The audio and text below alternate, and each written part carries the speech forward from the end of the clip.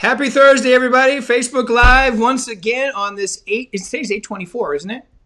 It's Kobe Bryant Day. 8 was one of his numbers and 24. So they're calling this Kobe Bryant Day, which I think is a great idea.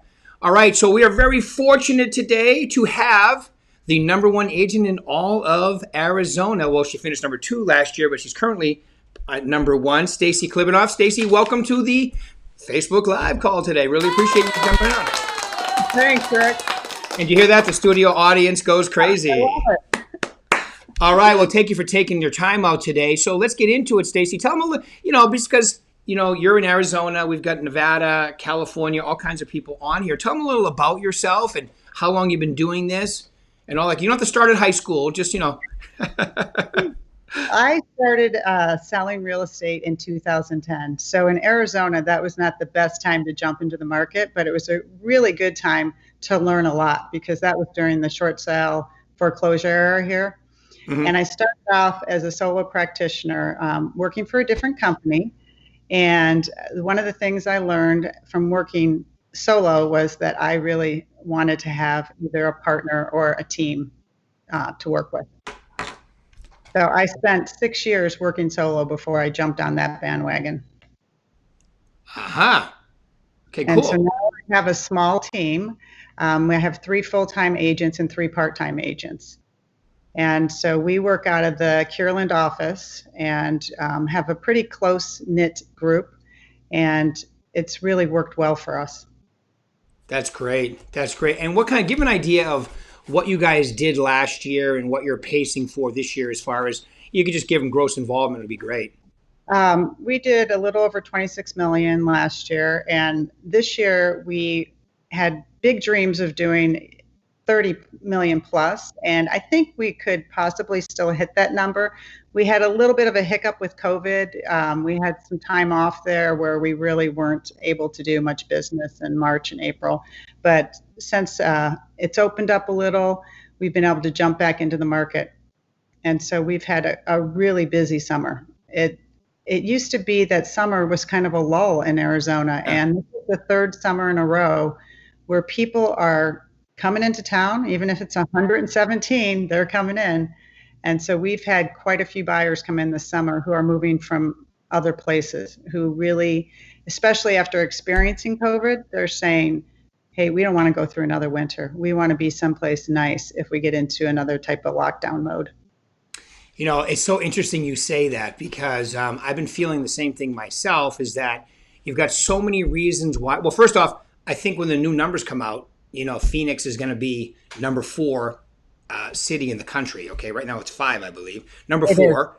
And the reason it's growing in that artificial, people that are from Scottsdale or that is gone because people are moving to Scottsdale in the summer, and then they got to get used to the 117. I remember when I moved to Vegas, I used to call it, okay, who turned on the hairdryer when I would walk outside, and I don't need that anymore, obviously, but back then, when I first moved here 11 years ago, it was like, who turned the hairdryer on, being from New England? But yeah, and another interesting comment you made before we started, which was, I've just finally, since this whole craziness started, had a buyer in my car, right?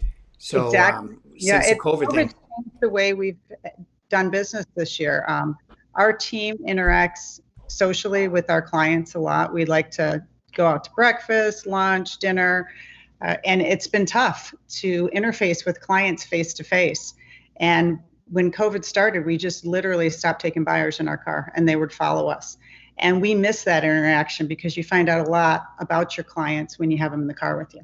And when they're driving behind you, it's hard to have a conversation about what did you just see? What do you like? What are your interests? So it's nice to be able to get people back in the car. Yeah, that conversation is so important because that personal touch is what people are, paying for, right? They want your opinion. They want to talk to you. So exactly. I agree 100%. Okay, so obviously you guys are doing a tremendous business. Let's face it, 2010. That for the amount of business you're doing, you haven't been in the business a long period of time. So I guess they're probably thinking out there, wow, I've been in the business since that long. I don't do that much. So what do you got? How do you guys do that much business as such a small, efficient team? Because we are pretty efficient. All of us are people. people. I mean, we love people. We love to interface with people. We're all very social, and we spend a lot of time networking with our sphere. And I would say probably up until last year, 90% of our business was referral business. For the first time last year, we got into some other platforms and are taking lead business. And that's helped build the business a little, but it's a totally different business model that we're not used to, because we're used to really knowing our clients or knowing who sent them over. And so that's given us a little bit of growing pains, kind of learning how to manage working with people that we don't know. But we have definitely been able to make that transition. And we just signed on another lead gen platform that we're using, and it seems to be working. Good. So most of it is your sphere of influence, repeat, and referral, which you're right, because when people come with a testimonial from your other clients, it does go a little smoother, doesn't it? It does. And it's almost, you know, if you're getting a referral that you're going to be doing business at some point. It might be a year, it might be 6 months, you just don't know. But both of my other full-time agents are great about keeping in touch with people. They like to pick up the phone and talk to people. They don't just text and send emails. And I think in this day and age, people really like that interaction. Right. You know, it's so funny you say that, because in my success series, I teach newer agents and medium agents. And you know, the number two reasons people get into real estate are, I love people. Mm-hmm. And the second one is, I love houses. And I always go, great, talk to more people, go see more houses. That's how you sell real estate, right? Absolutely. Yeah, and that's one thing that's been hard too, is we do a lot of open houses, and we have not been able to do as many open houses because of COVID. Yeah. Yeah, I know, it's crazy, right? But in Arizona, you know, out of all three states, you guys can still have them if you want. It's really weird because people in California agents would kill to have an open house. They can't. And in Arizona, you can. And only a fraction of people are actually doing them, right? It's really dependent on your client. Agents are doing them, but there are many clients that we've had that we've sold their houses over the summer, and they want to limit the exposure as much as possible. Yeah. So, plus, let's face it too. The other thing we got going for us is, even though we have COVID-19 going on, the market is hot. It's cranking, isn't it? The market is crazy here right now. We've gotten more calls this summer from people moving from out of state who have found out that they never have to go back into their office. And so they have said to us, I don't have to go back to my office. I'm moving. I want to move somewhere where the weather's better, where you don't have many natural disasters. We do have some fires here, but we don't have hurricanes. We don't have tornadoes. And so that's also changing what people are looking for. We are finding more people who want larger homes because they need dual home offices. Right. You know, that's such a good point too. And there are people moving from other parts of the country too, because of all kinds of other things going on as well. So I think we're going to see, you know, we already see a decent amount of people coming from, you know, Seattle, the Oregon, California. And I think it's already started to pick up a little bit. Are you seeing that as well? We're seeing actually from the Midwest too. We have had clients from Chicago, Michigan, people who have spent the winter in a high rise, have decided that they're not going to spend another winter locked into a high rise. What a great, New York. Mm-hmm.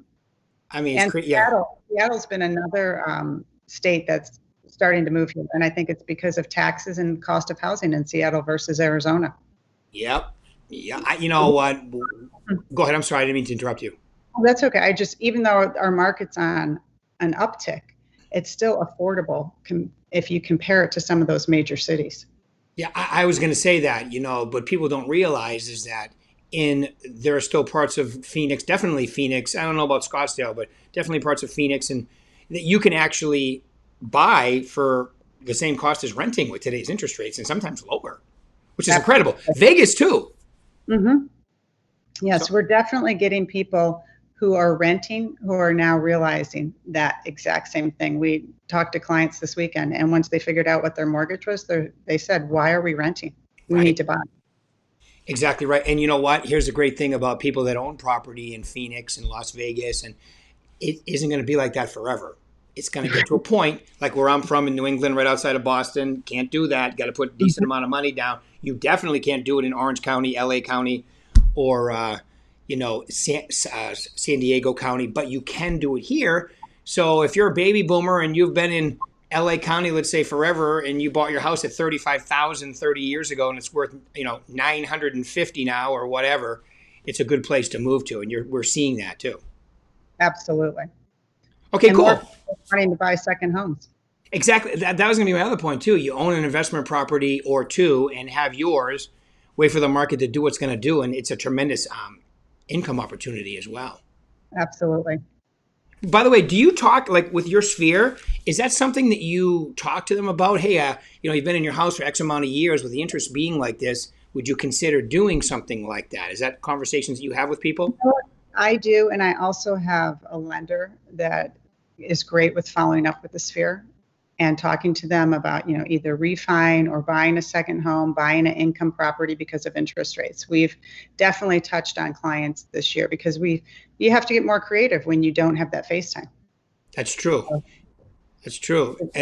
And the super creative one is keep the one you live in, rent it out because you already have it on an owner occupied mortgage, and then buy the one you want. That's the easiest way to do it today. Right now you have two properties appreciating. Yeah. So there you go. Okay, so all right. So let me see now. My favorite question. We're about at that time. So my favorite question is, and be very detailed on these too, please. So you've been doing this a while. You're a top producing agent. You got a great team. What would be, if I was brand new or somebody that want to take my business to the next level, what would be the three most important things you would tell them to focus on?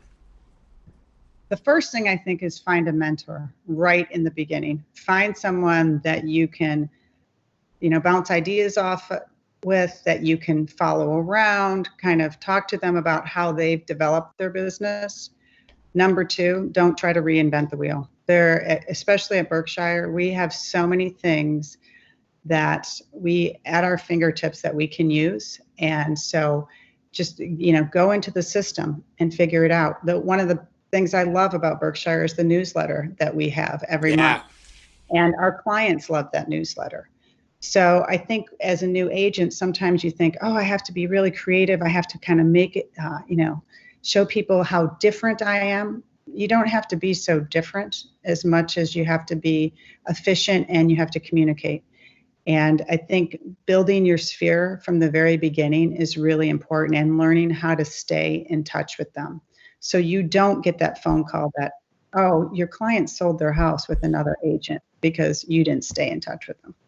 Right. All right. So let's start with the first one, a mentor. Now, when you say, because I have a couple of thoughts when you say that, are you talking about coaching? Are you talking about somebody in your, a successful person in your area that you can meet with and talk to, or maybe your manager? What exactly, or give them a couple options? I think some of the options are, one, trying to make some friends in the office. So get a network of other agents that because you get great resources from other agents. When I moved over to Berkshire, I coached with Donna. It was one of the best things I did. I spent the first year meeting with her every other week. And I think coaching right from the beginning is very important because it helps you kind of develop your business right from the get-go and come up with a business plan. And then if you can find someone in the office that will mentor you, that when you have a question besides your manager, your sales manager, you can pick up the phone and say, hey, can you help me out real quick? Because we know in this business, things move quickly. And sometimes you need answers in minutes, not hours.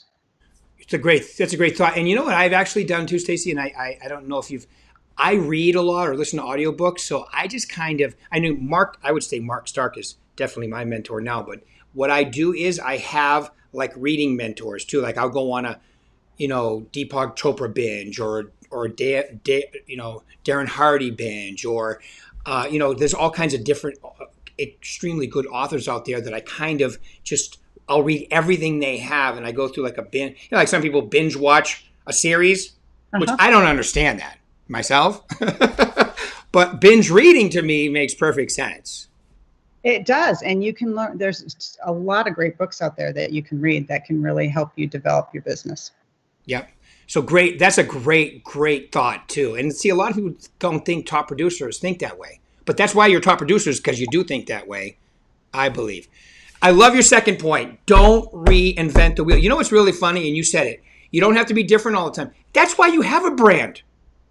Right? When you go to a Home Depot or a McDonald's, the sign looked the same. The familiarity is what works, right?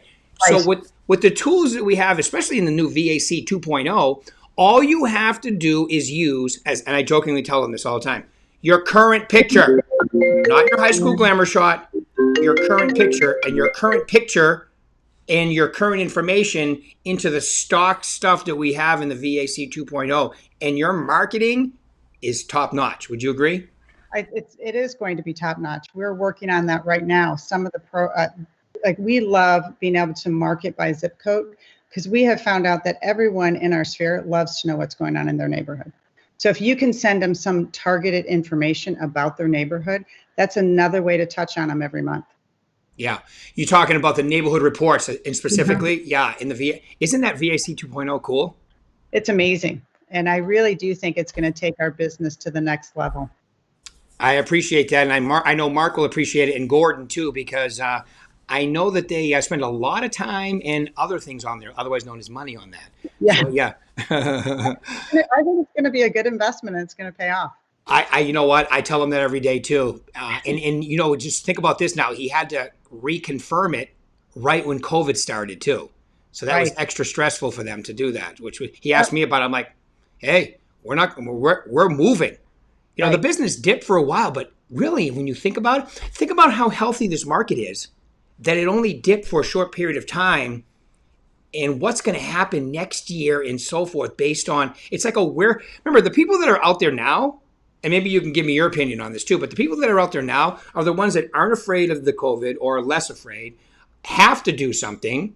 But what Hmm. about the people that are on the sidelines waiting? Which there are a lot of people on the sidelines who are afraid of COVID, who are Yeah. afraid of moving. So I do think we're going to see another whole wave of opportunity for sure. I do too. And then you even have some people thinking, well, I'm going to wait for 2021 crash. I go, car crash? Plane crash? I don't know what crash you're talking about, but it's not going to be a real estate crash. Now, I think interest rates are going to remain low, and so I don't think we're going to have the crash that people are anticipating, Yeah. especially And in Arizona. yeah. Well, the Feds basically said the rates aren't changing till the end of next year, which is Right. incredible. And then they introduced something this morning that I haven't even been able to read about yet, but it affected the stock market another 300 points, or the Dow now, which the S&P 500 are ahead. You know, the Nasdaq is. They both set records again this week, and the Dow is about 900 points under its peak ever, which is, if you think about it, with what's happened, that's incredible. Absolutely. And interest rates are free. People go, I've been doing this for 35 years, Stacy. Just so people say, what's the interest rates today? I go, free. Yep, free money. Are you That's how kidding? you can buy investment property. Has there ever been a time in your career where you take out a 30-year mortgage today at 2.75 or 3, right from the get-go, almost half your payment goes to principal. Right. That's incredible. People It, don't understand how it's building unbelievable that equity. is. You're right. Quickly. I mean, it's like you not only do you have a great investment that's appreciating, you're clipping that principal down faster than ever. Okay, so I mean, that's why I think millennials are even moving out of their parents' basement. Don't you love when they say that? That's such a funny joke. But it's and buying, they're buying, they're realizing, like you just said earlier, it makes a lot more sense, okay, to buy today than it does to keep renting and throwing your money out the window. Exactly. And if they're living in apartments too, they're realizing and working from the apartment that they need more space or Yeah, that they want a yard. yeah, and And a you lot of them think, like animals now too. You see them all oh, with their funny TikTok posts yeah, with their dogs and their cats. I love those. All right, and the third one you said, Stacy, was the CRM and build it and stay in touch. And so tell us a little about that one, please. we kind of, are smile and dial people. So we just kind of we have a running list of people that we're staying in touch with. And in normal business time, I would be having lunch, coffee, dinner with 2 to 3 clients a week. That's really how we've built our sphere. We really we have so many clients that have become friends. through this process. And all three of us love that fact that we're constantly meeting new people and having friends come into our world. That's great. It's funny. It's funny you say that, because when I used to run the Mike Ferry prospecting school, I used to call it smile, dial, make a pile. Oh, I like that. I'm gonna You can use it. I mean, I do have it copyrighted, but I'm giving you a license to use that. You're good. All right, Stacy, any final words you want to leave these wonderful people today? No, just go out there and enjoy your job, and it will definitely change your world if you really enjoy what you do. You know, it's so great that a lot of the top producers that I'm talking to, they all love to say that, you know, you're going to do this, so find a way to enjoy it. And it sounds like you enjoy it, smiling and dialing and having fun and doing deals. So thank you very much, Stacy, for taking your time out today. Everybody else, thank you very much. We'll do this again next week. Have a great weekend, Stacy. Good seeing you. All right. Thanks, you too. Thank you. Bye-bye now. All right. Bye-bye.